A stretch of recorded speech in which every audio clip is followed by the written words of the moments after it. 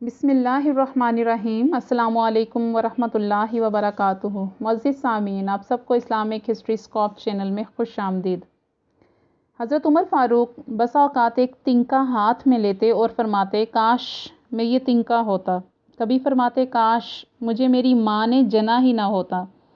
ایک مرتبہ کسی کام میں مشغول تھے، ایک شخص آیا اور کہنے لگا کہ فلاں شخص نے مجھ پر ظلم کیا ہے، آپ چل کر مجھے بدلہ دلوا دیجیے۔ آپ رضی اللہ تعالیٰ عنہ نے اس کو ایک درا مار دیا کہ جب میں اس کام کے لیے بیٹھتا ہوں اس وقت تو آتے نہیں، جب میں دوسرے کاموں میں مشغول ہو جاتا ہوں تو آ کر کہتے ہیں کہ بدلہ دلواؤ۔ وہ شخص چلا گیا۔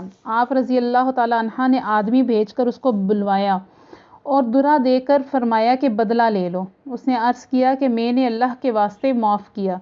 گھر تشریف لائے، 2 رکعت نماز پڑھی، اس کے بعد اپنے آپ کو خطاب کر کے فرمایا اے عمر، تو کتنا کمینہ تھا، اللہ نے تجھ کو اونچا کیا، تو گمراہ تھا، اللہ نے تجھ کو ہدایت کی، تو ذلیل تھا، اس نے تجھے عزت دی، پھر لوگوں کا بادشاہ بنایا۔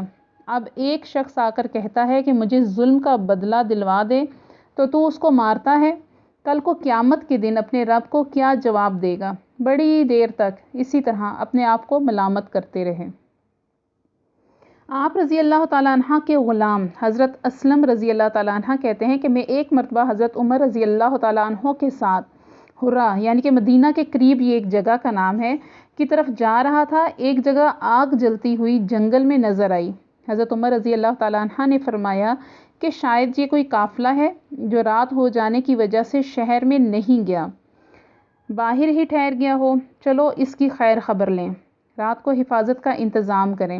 وہاں پہنچے تو دیکھا ایک عورت ہے جس کے ساتھ چند بچے ہیں جو رو رہے ہیں اور چلا رہے ہیں، اور دیگچی چولہے پر رکھی ہے جس میں پانی بھرا ہوا ہے اور اس کے نیچے آگ جل رہی ہے۔ انہوں نے سلام کیا اور قریب آنے کی اجازت لے کر اس کے پاس گئے اور پوچھا کہ یہ بچے کیوں رو رہے ہیں؟ عورت نے کہا کہ بھوک سے لاچار ہو کر رو رہے ہیں۔ دریافت فرمایا کہ اس دیگچی میں کیا ہے؟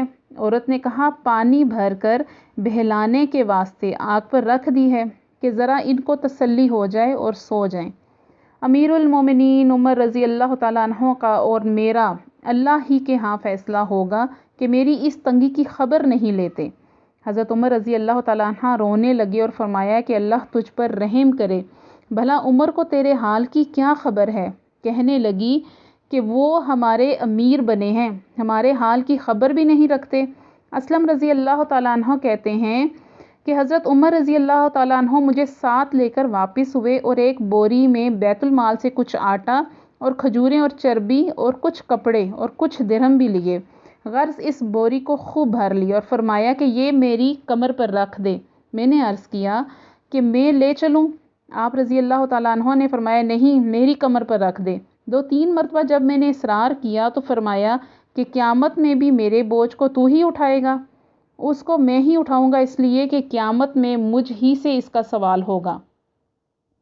میں نے مجبور ہو کر بوری آپ رضی اللہ تعالیٰ عنہ کی کمر پر رکھ دی۔ آپ رضی اللہ تعالیٰ عنہ نہایت تیزی کے ساتھ اس کے پاس تشریف لے گئے۔ میں بھی ساتھ تھا۔ وہاں پہنچ کر اس دیگچی میں آٹا اور کچھ چربی اور کھجوریں ڈالیں اور اس کو چلانا شروع کیا۔ چولہے میں خود ہی پھونک مارنا شروع کیا۔ اسلم رضی اللہ تعالیٰ عنہ کہتے ہیں کہ آپ رضی اللہ تعالیٰ عنہ کی گنجان داڑھی سے دھواں نکلتا ہوا میں دیکھتا رہا، حتیٰ کہ ہریرہ سا تیار ہو گیا۔ اس کے بعد آپ نے اپنے دستے مبارک سے نکال کر ان کو کھلایا۔ وہ سیر ہو کر خوب ہنسی کھیل میں مشغول ہو گئے اور جو بچا تھا وہ دوسرے وقت کے واسطے ان کے حوالے کر دیا۔ وہ عورت بہت خوش ہوئی اور کہنے لگی اللہ تعالیٰ تمہیں جزائے خیر دے، تم تھے اس کے مستحق کے بجائے عمر رضی اللہ تعالیٰ عنہ کے تم ہی خلیفہ بنائے جاتے۔ حضرت عمر رضی اللہ تعالیٰ عنہ نے اس کو تسلی دی اور فرمایا کہ جب تم خلیفہ کے پاس جاؤ گی تو مجھ کو وہیں پاؤ گی۔ حضرت عمر رضی اللہ تعالیٰ عنہ اس کے قریب ہی ذرا ہٹ کر زمین پر بیٹھ گئے اور تھوڑی دیر بیٹھنے کے بعد چلے آئے اور فرمایا کہ میں اس لیے بیٹھا تھا کہ میں نے ان کو روتے ہوئے دیکھا تھا، میرا دل چاہا کہ تھوڑی دیر ان کو ہنستے ہوئے بھی دیکھوں۔